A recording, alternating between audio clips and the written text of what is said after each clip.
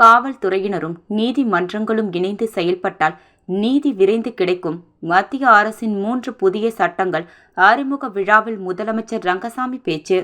ஆங்கிலேயர் ஆட்சி காலத்தில் இயற்றப்பட்ட சட்டங்களான இந்திய தண்டனை சட்டம், குற்றவியல் நடைமுறை சட்டம், இந்திய சாட்சிகள் சட்டம் ஆகிய சட்டங்களுக்கு பதிலாக பாரதிய நியாய சங்கீதா, பாரதிய நாகரிக் சுரக்ஷா சங்கீதா, பாரதிய சாட்சிய ஆதியம் ஆகிய 3 புதிய குற்றவியல் சட்டங்கள் கொண்டு வரப்பட்டுள்ளன.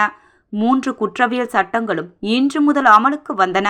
இதனையொட்டி புதிய சட்டங்கள் குறித்து தன்னார்வலர்களுக்கு பயிற்சிகள் அளித்து தயார் செய்து நடவடிக்கையில் மத்திய அரசு மும்முரமாக ஈடுபட்டுள்ளது. இதன் ஒரு பகுதியாக புதுச்சேரியில் இன்று கதிர்காமம் அரசு மருத்துவமனை கருத்தரங்க கூடத்தில் புதிய சட்டங்களுக்கான அறிமுக விழா நடைபெற்றது. இதில் சிறப்பு விருந்தினராக முதலமைச்சர் ரங்கசாமி கலந்து கொண்டார். நிகழ்ச்சியில் பேசிய அவர், பாலியல், கொலை, கொள்ளை உள்ளிட்ட குற்றங்கள் புரிந்தவருக்கு ஒரு காலக்கெடுவுக்குள் தண்டனை கிடைப்பது உறுதி செய்யும் வகையில் இந்த 3 சட்டங்கள் அமைந்துள்ளது.